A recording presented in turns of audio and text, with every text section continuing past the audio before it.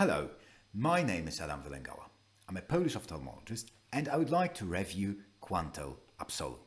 I want to know whether this is truly the best ultrasound available on the market. But before we do this, I want to tell you that I wasn't paid by Quantel to do this review, nor their competitors.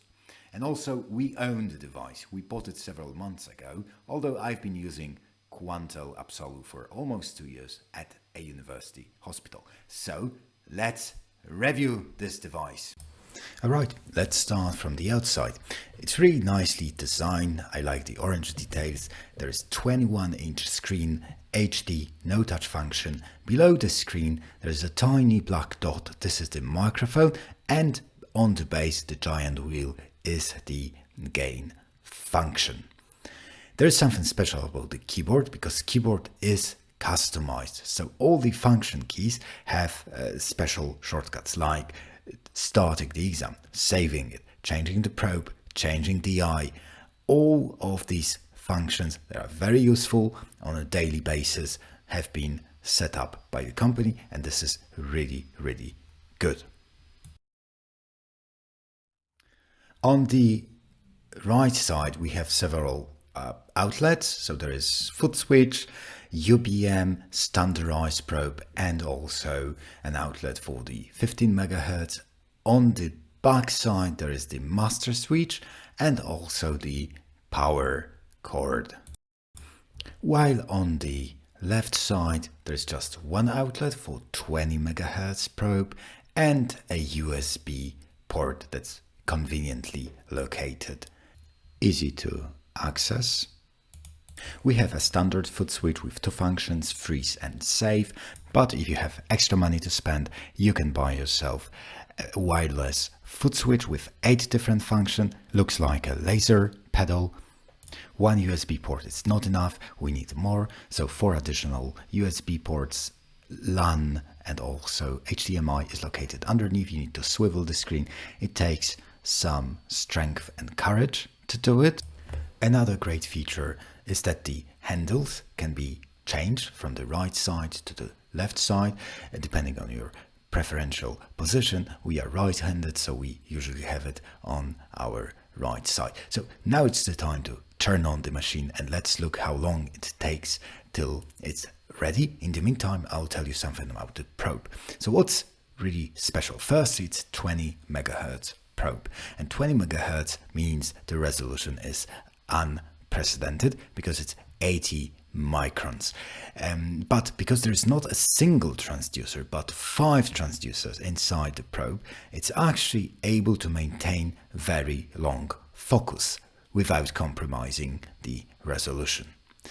Another thing that's inside is the Accelerometer, which means that the machine can tell you where it was when you were taking the exam. So basically no more thinking, oh, was it the transverse, superior, temporal or something else.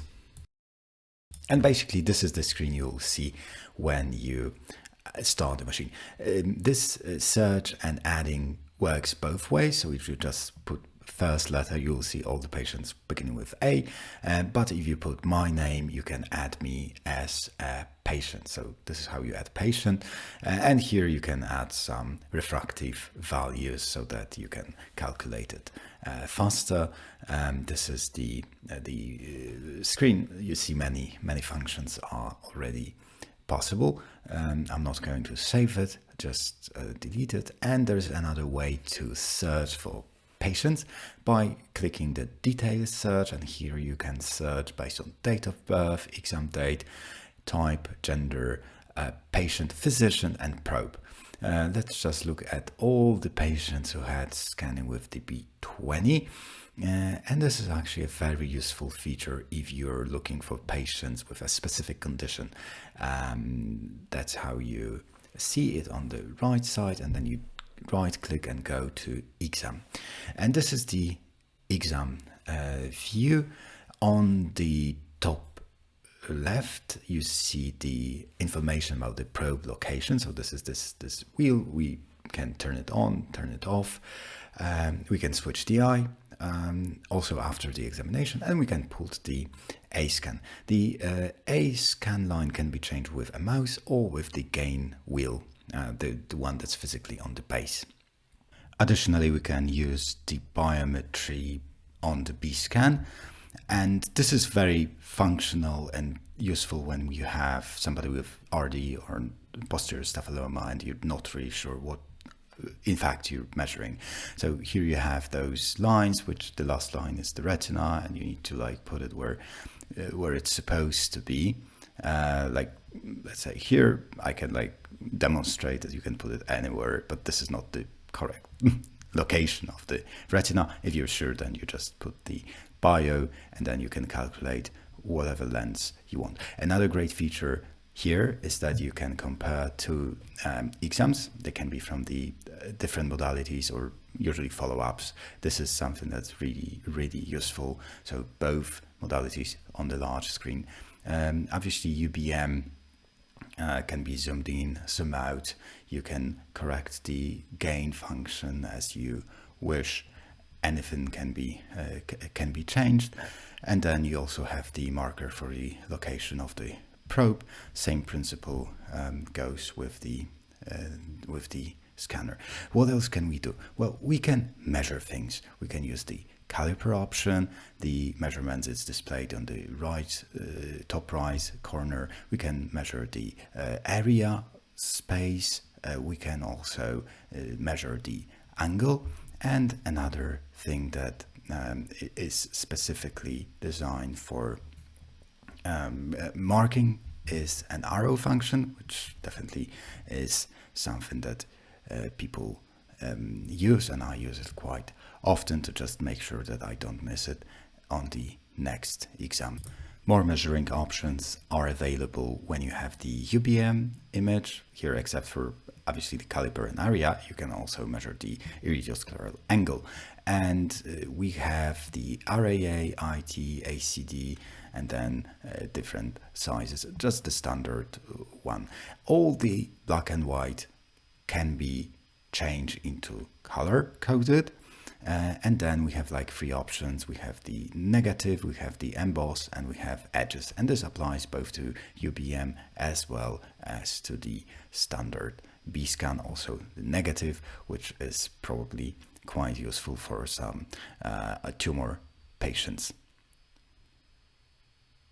Naturally, we can also change the dynamic, we can change the time gain compensation, and there are also three type of exam settings: eye, vitreous, and the retina. But thanks to the unprecedented focus and resolution, I'm always using the eye and I'm not rechanging.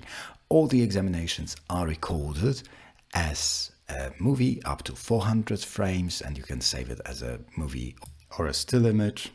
I'm just going to show you how does the probe location function works. So you need to hold it on the patient's eye with the marker up at 12 o'clock, and then you calibrate. During the exam you can recalibrate it as if you think it's not functioning properly, and then whenever you're moving the probe, you see that this line on the top left wheel is changing, right? And also the LTA letters, meaning lateral, transverse, and axial, are also changing depending how you hold the probe. The probe is very comfortable to hold because it has those two indentations on the orange cuff, and there is also a possibility to mark the position of the probe manually.